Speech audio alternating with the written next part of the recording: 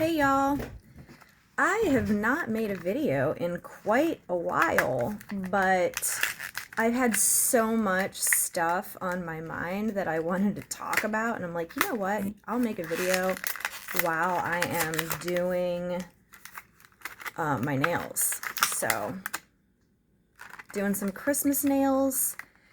But you know me. What do we talk about on this channel, you guys?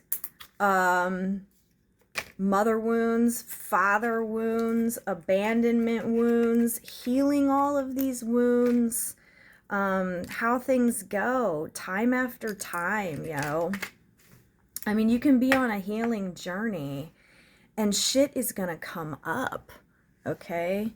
And sometimes you get more clarity around where things really actually stem from. So, oh, these are going to be so cute. So let's get things first, okay? I'm pretty much a buffet of wounding, and I have self-healed so much of it.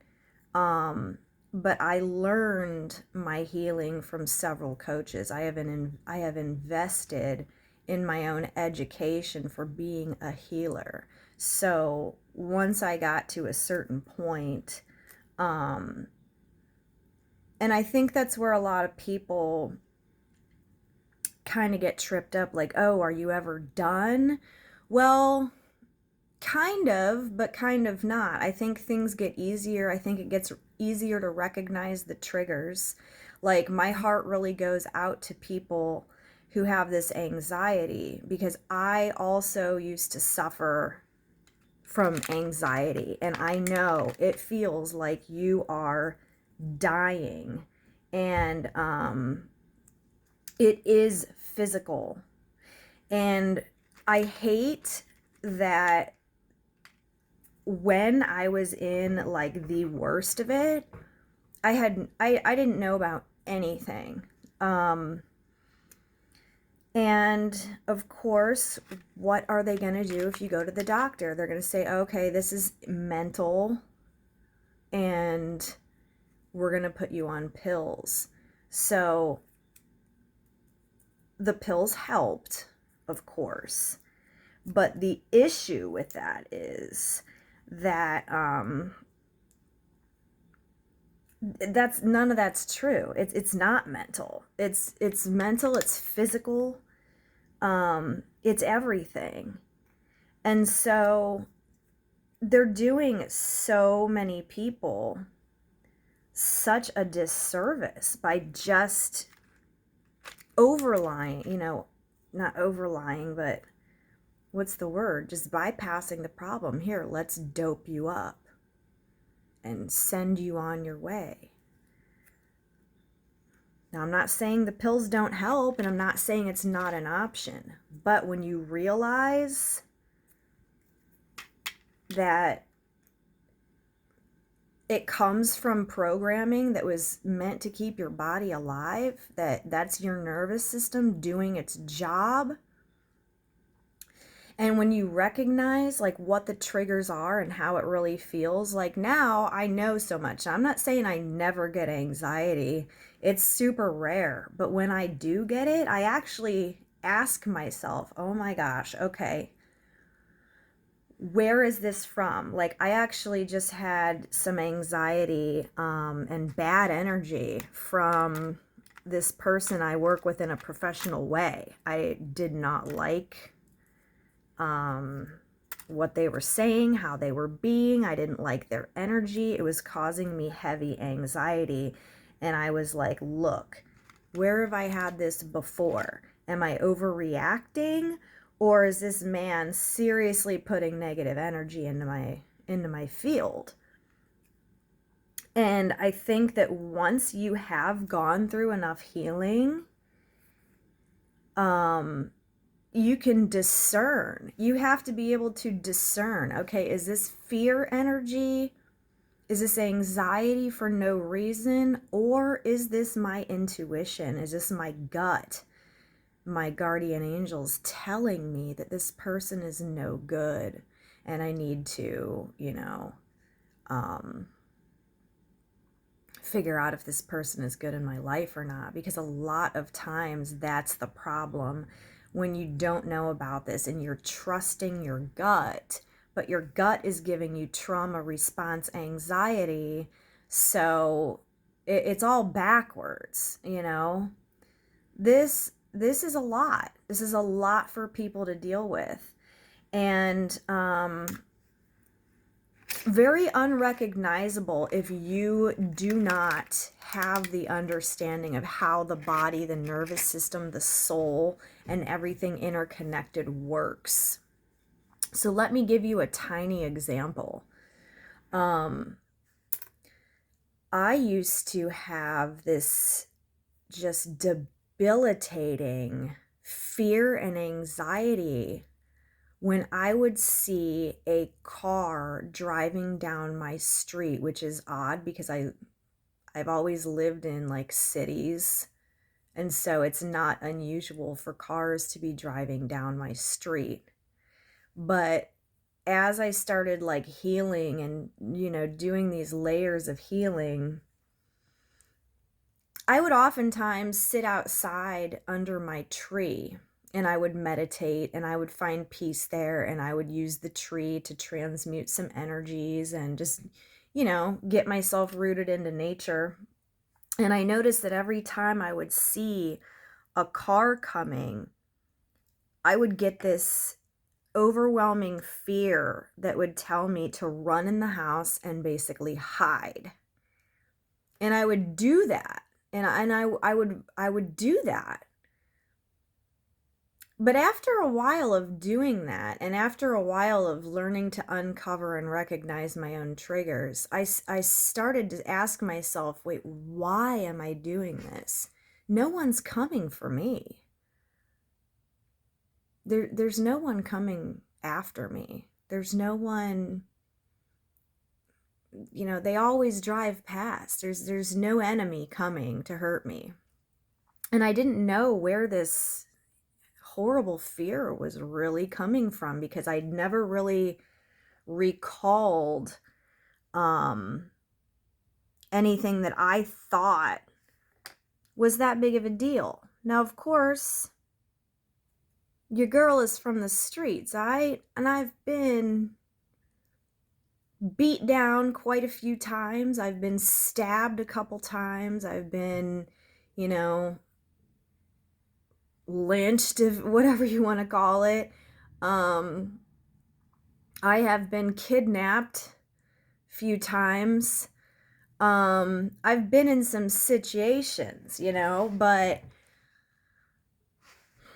one in particular, now I didn't really think this shit bothered me super, super much, but it must have been buried deep, because as I was just doing a lot of other healing, not even necessarily around anxiety,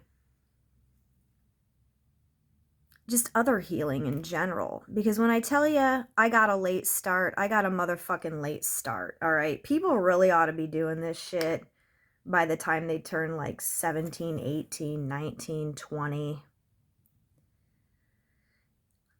I never knew about it, and you can't get mad at yourself for not knowing what you didn't know, period.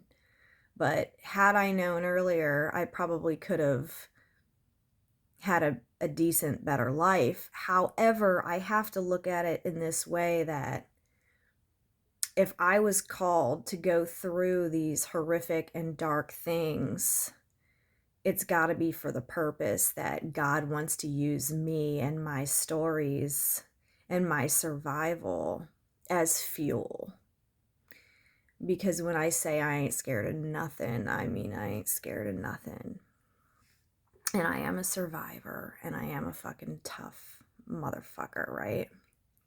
So, where does this debilitating anxiety come from that I never seemed to have until I started doing the healings? Because I would sit out in my front yard. just wishing a motherfucker would. You know what I'm saying? So I found it to be very strange that I was feeling so vulnerable. And I didn't think it would be my ego, because my ego is more like, come on, let's get it, right? But my inner child, my inner goddess, my inner girl was probably terrified, right? And so once I started giving my inner child, when you start your healing and you're doing your unraveling and you're giving your inner child a voice, the inner child wants to be heard. And my inner child was scared. And I wanted to explore that, and I wanted to dive into that. So one of these days, after when I would feel that, I would just run back inside. I really would. I would run back inside and kind of look and wait till the car passed. And then I'd go back out, but my heart would be pounding. And I just kept going along with what I was felt to do, because my instinct was to run away and hide. That was my instinct. But my instinct was not my higher self, was not my gut feeling. My instinct was a trauma response, keeping me safe from what? Well, that's what I'm about to tell you. So I went in, hell yeah, are these looking sweet or what? So I went in and I decided to do a subconscious meditation. And I asked my shadow and my subconscious, show me the time that a car was coming for me, that this makes sense. Show me where in my past did a car turn down my street and come at me, and this memory was recalled. Something I never really thought about, because I mean, fighting was just kind of like a natural way of life. It wasn't, I was just conditioned in the environment. So it wasn't like it wasn't like the worst time ever, you know what I mean? I mean, I've had to go to the hospital a couple times for things that have been done to me. And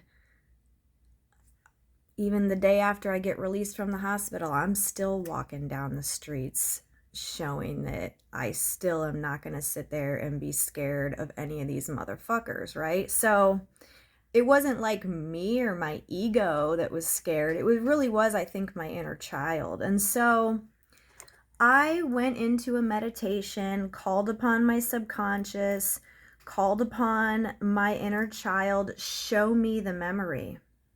And it was this memory where I was in my backyard, or no, I was in my front yard.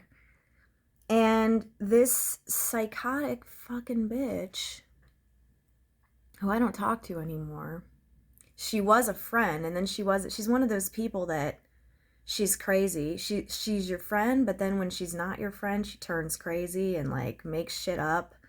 And she was like super obsessed with her baby daddy, and I don't know what. But anyways, she had something in her head because she was on drugs or whatever. Something tripping out about whatever with her baby daddy. Well, I never even cared about this guy ever. And so I was there. My cousin was there. She pulls up. She like flies into my driveway, just gets out of the car and starts punching me. And so I'm trying to fight her back. And then my cousin goes and jumps on top of the roof of her car and just starts stomping in the roof. And yeah, get off my car. Stomps in her roof. He's like, okay, well, get on out of here, you know? So that actually was pretty traumatic, according to my inner child, because I was actually just sitting in my yard very peacefully, and I don't recall like super much, but like I did recall in that meditation to get back into the feelings of that. And I was just very peaceful in my yard. I might have even just, it was a nice day. I might have even just been like, not like raking, but like maybe just, straightening up the yard a little and having a fine time. And then out of nowhere, this bitch. So I went back into this, I'm in this meditation, right? And I'm telling my subconscious and my inner child and everything, and I'm dissipating this energy, and I'm dissolving these memories. I'm dissolving the energetic charge from the memories. I'm sending healing light to the situation, to both of us, her and me. I'm sending light to like all of the aspects of me that did feel terrified from that. And it only took about 20 minutes for me to go ahead and just, do this clearing and, this energetic clearing and wound healing. And then, of course, after you're like done with a big healing session, you're a little exhausted. So I probably, I think I went inside and was just chilling, resting or whatever. But then the next time I ended up out by my tree doing my little meditating or my little sitting or whatever. I used to just go out there and sit and I just watch the sunset and just try to get some peace of mind, and I was not scared of the car anymore. No car. I never got that feeling again because I went in and I finally got to the root and I healed it, right? So now I can do this for other people too. This is what I do. I can energetically tap into you. I can recall your memory, whether it's from this life or another life. So this is why my sessions that I have with my clients are so beneficial, because I like to get back to the root core cause, right? Now, I am an intricate, I have a lot, there's a lot with me. There's a lot with myself. I'm still a work in progress, obviously, because one of my biggest things is that I'm still single, right? Now I do have, I'm seeing a turnover. I used to be single, like no one to talk to. At least at this point, I do have like a few guys I talk to and on occasion date. I don't have like somebody like super real all about me just right now, but that's coming, I do believe. And I keep, at this point, I'm not super, anxious about that. I'm not like really, it used to be very devastating to me. It used to be a point of seriously painful feeling abandonment and stuff. And usually now I'm okay to go about my daily life because I have found friends that I do enjoy going out with. And I do meet guys and I do talk to some guys. And I'm okay with that. I honestly don't really think that I'm ready, nor do I want a very serious thing yet. I think I still need to build up to that. And whereas before it was like all I wanted. And every once in a while I still have these feelings, but when I do have them, I can actually call someone, like a couple weeks ago, I was just reliving I just felt really lonely. And I called this one guy that I see and date, and I said, I just feel really lonely. Like, I need some love. He's like, hey, I can come over, it's okay. You got me. And I'm off today and I would love to see you. And I'm like, oh my God, really? Like, he came over with a squishmallow and roses and put the lovin' on me. And I felt better. And at this point, I do have people I can call that are good enough and that, I trust to come on over. So I am very happy for that. And I don't necessarily think I want to be all about one person until I meet somebody who is able to be like perfect in every way, pretty much, you know.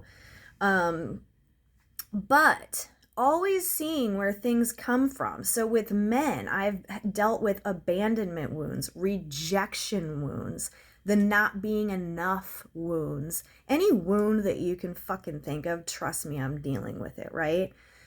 So interesting. Now, you guys, whoever follows me for a while, you know, for a long time, I just straight out stopped talking to my parents. I think the longest I had gotten, maybe 5, 6, 7, 8 years. When I ended up getting in this situation that now I'm kind of back on in this part of town, and trying to like work on my forgiveness and my healing. You know, I do speak to my father on an occasion. We can be cordial. Of course there's still certain things where I'm like, you know what, fuck you, I'm getting myself out of this situation. But for the most part, it's been okay. I'd say for the past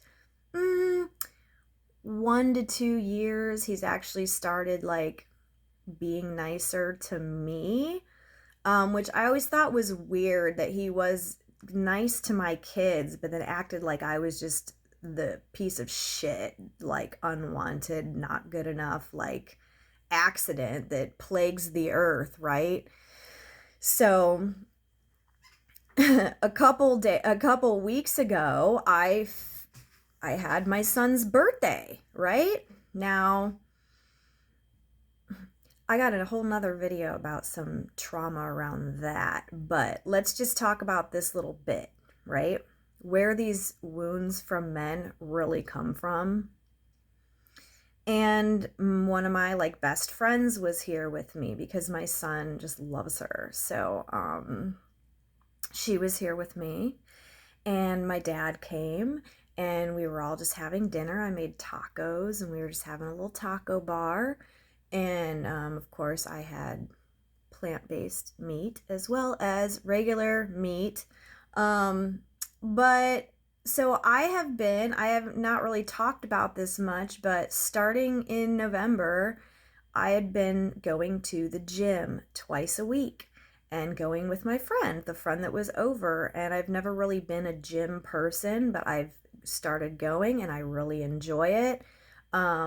Because when you are doing your healing, you need to do mental, physical, emotional, and spiritual, and all of your aspects must be in synthesis and in sync for things to actually start shifting for you, right? So I've done all of the stuff mentally, spiritually, emotionally, but physically, now I'm not the biggest couch potato ever. I do go out, and I definitely wholeheartedly believe that dancing is a workout. So I mean, it's not like I'm just whatever. And I do ride my bike and I walk, but I have never really been to the gym. So I decided, okay, yeah, I'm gonna start this.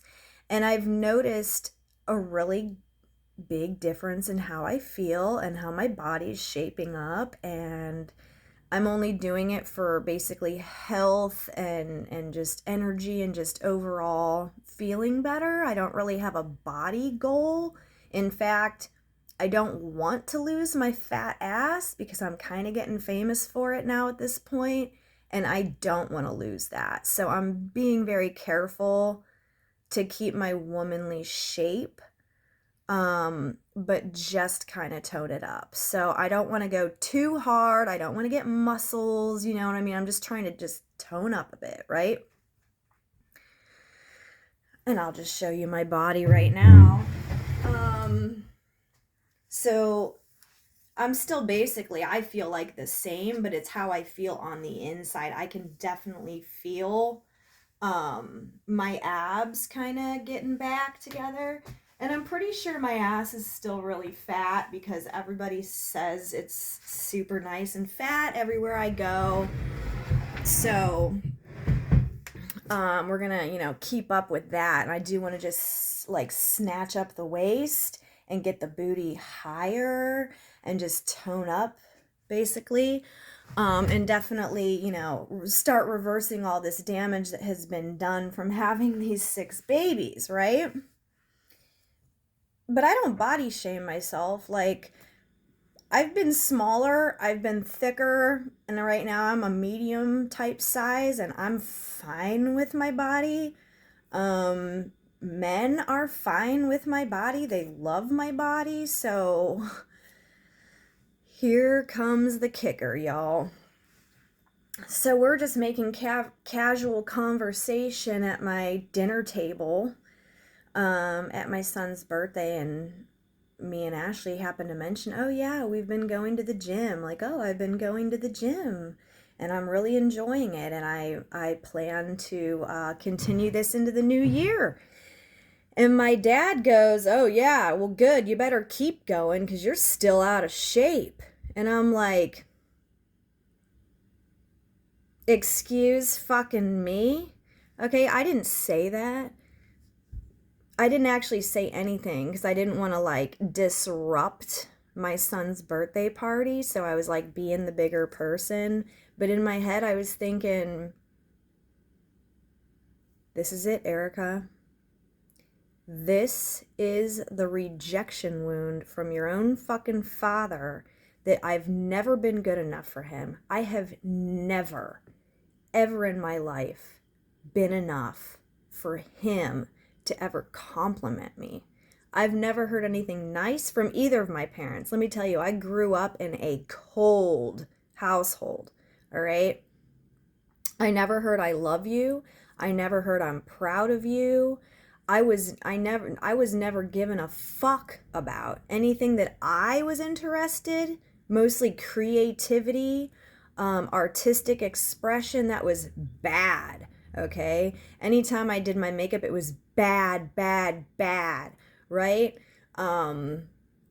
Anytime I had a picture or a poster I put up on the wall, that was bad. Ripped it down, right? I remember having like some necklaces and some beaded necklaces that my friends and I had made at school that were around my neck, and my dad ripping them off my neck. You're not gonna look like that. You're not gonna be wearing this junk. Like, okay, so let me just tell you, I still to this day have never received a compliment from my dad, so I'm really not expecting it. I have learned and healed enough to where I truly, truly don't really give a fuck about his opinion at all, because I do know now where, some of that it bothered me. But on the healing journey, I realize his rejection of his own daughter, that's his issues. That's his issues from his childhood, maybe the way he was raised, maybe ancestral patterns, and I'm the one here to break those patterns, right? So I never ever say shit like that to my kids, right? And I tell my kids I love them like 3 fucking times a day. I hug them. Like, I never got a hug from my parents ever. I don't know if outside of the baby stage, if I was held when they gave me a bottle, but from what my dad said about me, like sitting there in a playpen, screaming my head off, like wanting attention in the playpen and not getting it. I mean, I'm sure that I have like irreparable damage from a lot of that stuff, as well as the fact that I crave physical touch so debilitatingly badly that I will literally shake and cry from the isolation that I'm living. It's been a little better now. I've been, really doing my healing, but just the lack of cuddles, the lack of sex that I've endured in my adult life, from basically, I believe, the isolation and the lack of hugs, the lack of any affection as a child, it goes kind of deep, and it goes both ways. Like, when I do want affection from a man, and I want sex, and I want cuddles, and I want back rubs and all that, I really, really get highly upset if I don't get that. and it keeps going on until I get it. So I mean, it's been absolutely living hell being in this body and not receiving touch, let me tell you. But apparently God has chosen me to be the one to live it out and break these patterns. So that's what I'm doing, y'all. But my friend and I, the next day, she came over, and we were having a long discussion. And my friend and I are a lot alike, with a lot in a lot of ways, you know. And she said she couldn't believe that he said that she wanted to stick up for me, but she too didn't really want to like interrupt the birthday dinner and was hoping that the kids didn't catch on to that, because like no one should be body shaming anyone. And it's highly inappropriate too. And I just thought it was funny because my OnlyFans is popping. And guys, love this fat ass, right? And I didn't want to tell my dad, oh yeah, well, I got hundreds of internet followers that would tell me that my shape is pretty fucking desirable, old man. But since I'm an angel, I didn't say that. I don't really want my dad knowing I'm on OnlyFans. I mean, it's not like I care if he doesn't think it's like something I should be doing. I just don't necessarily like. Some people are better off just not knowing all my business. If he finds out, well, he might find out, because if I have to file taxes, I'm going to get the little W-2 or whatever. But anyway, not even, hey, subscribe to me. Little Sugar Kitten 777. Support the sass. Okay, anyways. Listen here. So we're in this conversation and she's like, my dad and my mom used to say shit like that to me too. She said that she would be standing there in the mirror doing her makeup, trying to like get cute and, you know, go out or just have fun like girls do, and her mom would say, it don't matter how much that stuff you cake on, it ain't gonna help you. And I'm like, I couldn't even imagine saying something like that to my daughter. Like, who the fuck raised these people? And she said she heard it from her dad constantly too. Like, just any time she tried to look good, she was facing like harsh criticism from both of her parents growing up. And I dealt with the same. And I just remember even as an adult, I basically cut contact with my mother off unless it was very, very brief. And hey, I need you to watch the kids. She was always good with the kids though. That's the thing. My parents have always been good to my kids when necessary. But it was like they both hated me. Seriously, I always felt that. And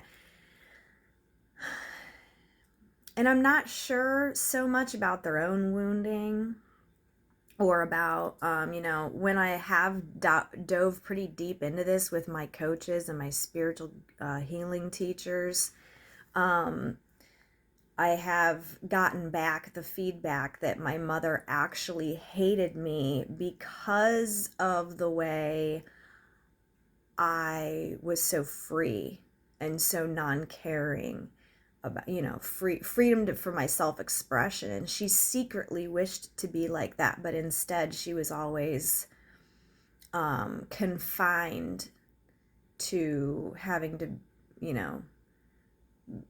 be in like this normal box or whatever. And I will never know if that's really the reason, but it doesn't really matter the reason. I'd never fucking say that shit to my daughter. I'd never say that shit. Anytime she does her makeup, she used to do her makeup when she was like 3 and 4 years old. She was like famous at school for her makeup. And everybody celebrated her creativity. And of course, when a 3 and a 4-year-old girl is putting on makeup, it is not going to be freaking perfect. It's messy, it's everywhere, it's bold, and she was proud of it. And I was proud of her. And was like, wow, that is an awesome look. You know what I mean? Because what is the point of shaming a child? What good is that going to do them throughout their youth, throughout their teenage years, throughout their adulthood, thinking that what they do isn't good? It's like when a little kid brings you a drawing and you're like, you know what? I remember I colored a picture and I gave it to, I can't remember if it was my mom or my dad, and they said some shit about how I got out of the lines. Not, oh, that's a beautiful picture. Talking some shit about how I got some crayon out of the lines. Listen here, man. Fuck y'all.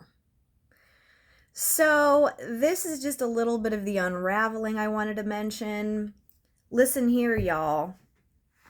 If you are on a healing journey, go back as far as you can to your childhood, because it might not even be something that you remember. Really, I mean, most of it does stem from parents or caregivers.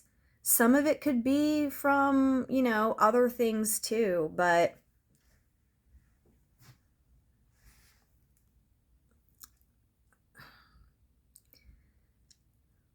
it's really, really, it's really, really something to be actually proud of yourself for getting to the point where you're not triggered. And I like the fact that I've healed a lot and enough to know that I don't get triggered by certain things anymore. Like, you know, his little rude comment. I'm not triggered by it, but I do know well enough to know that it's wrong.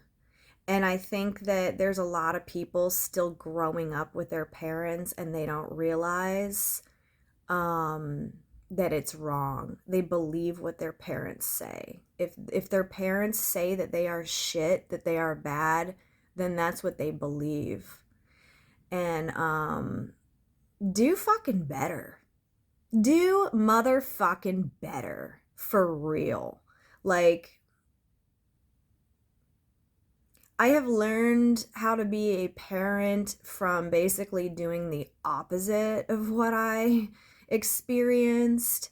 And, you know, I think a lot of us now are just it's crazy though, because these people, they never really think, where did I get this from? Or can I expand my brain? Can I expand my thought patterns?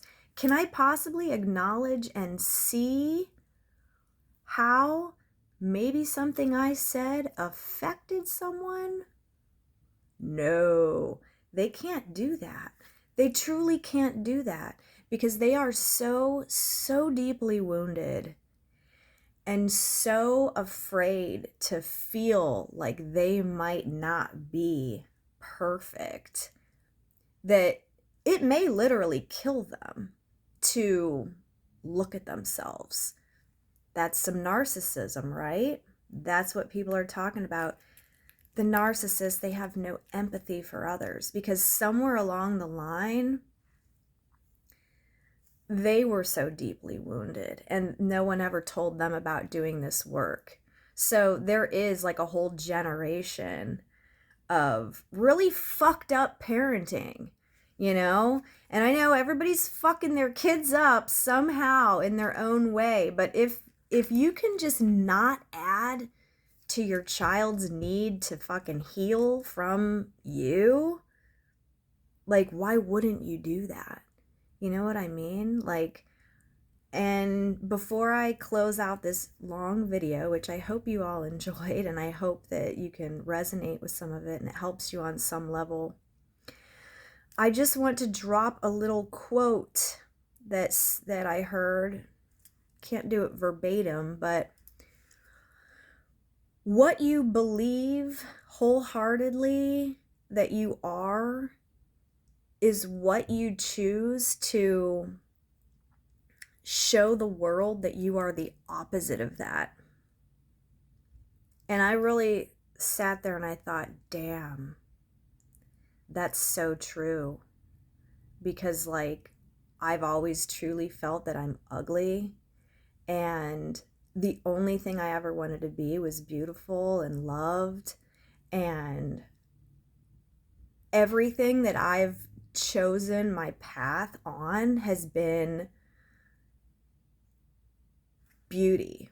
And it's like, maybe if I do this, then it will prove to myself that I'm beautiful. But I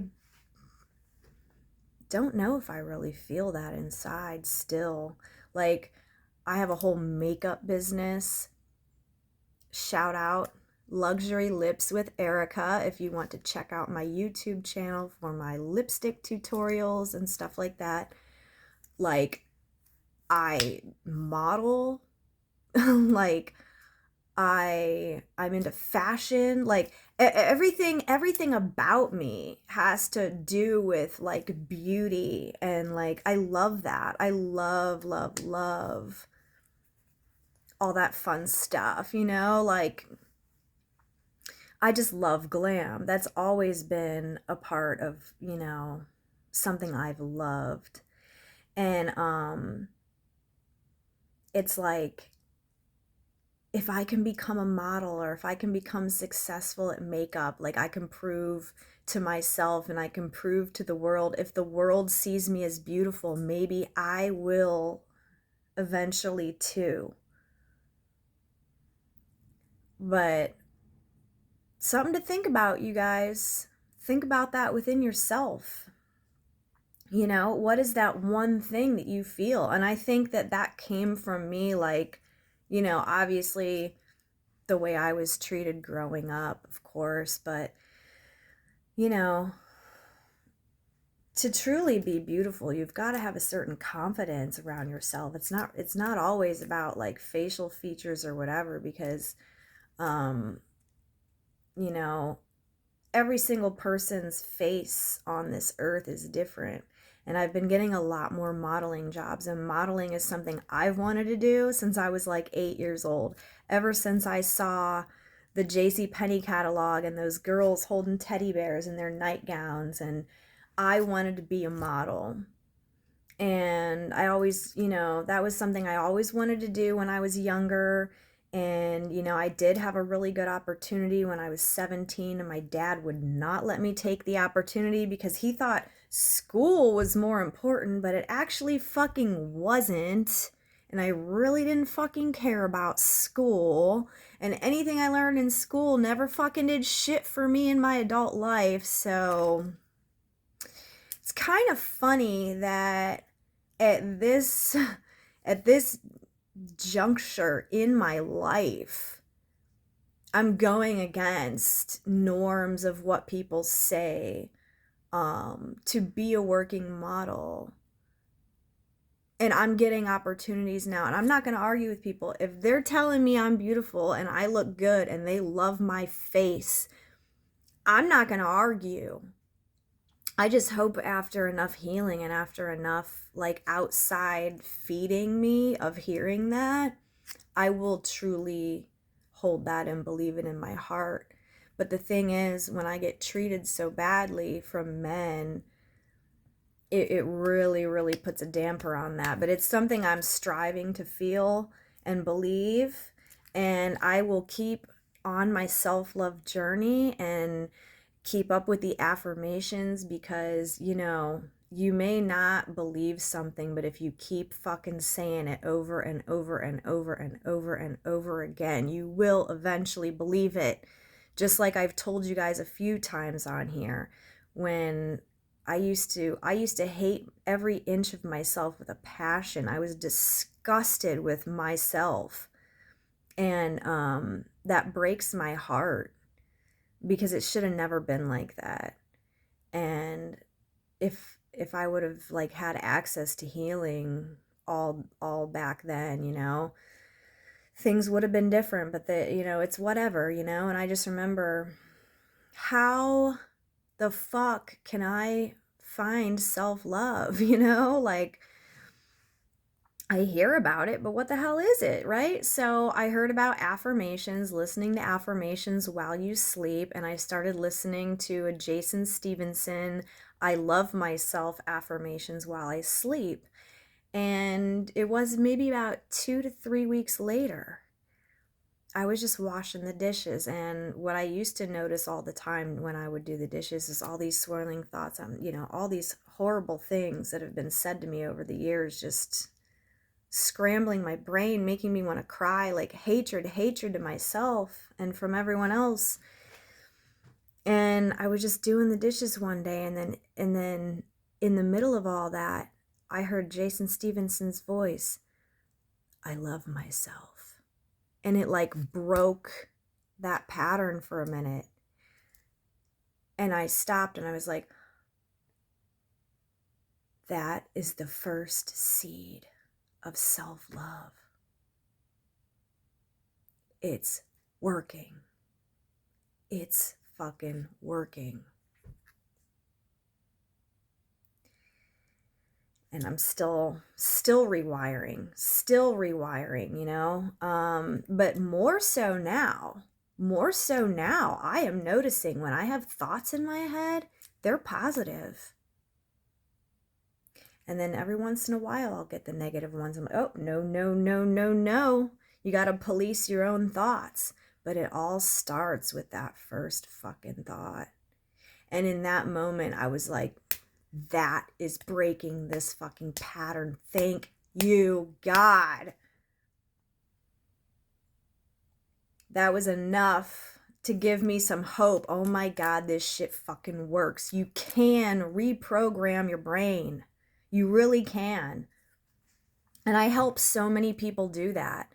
But it's like, usually the people I help, they're finding me pretty soon on, If you're finding me and you're getting into this, like, and you're under 26, dude, you can fucking heal yourself quick. But just because you're getting to it at a later stage doesn't mean you're going to give up. I'm not going to fucking give up, because what else am I going to do? Sit here and think bad thoughts? Sit here and be miserable? Sit here and be alone? Or try to do something about that in the meantime? The time is going to pass regardless. So you might as well do something with your time to try to change it. Try to change the future so it doesn't have to look like the past. That's my thoughts and opinions anyways. Anyway, I have so many good ideas for so many topics to discuss. My time has been limited, and then a lot of times I just don't have the energy to talk, but I'm getting better. I can feel myself getting stronger, and I do have a goal to come out with more videos this year, so stay tuned to this channel. If you have a topic you want to hear my opinion on, comment anytime below. And I hope you guys have happy holidays. Or if your holidays suck, that's okay too, Mine have always sucked. We'll see if I've rounded the curve to have me a happy holiday. But honestly, I've been alone a lot, but last year was the first year that I truly enjoyed that. I really did. I took a hot bubble bath. I watched some like cheesy ass movies. I ordered myself some food, and I just enjoyed some time alone. And that's far from how I used to cry in just complete and utter sadness and loneliness. So, it may take a while, but you'll get there. All right. Bye.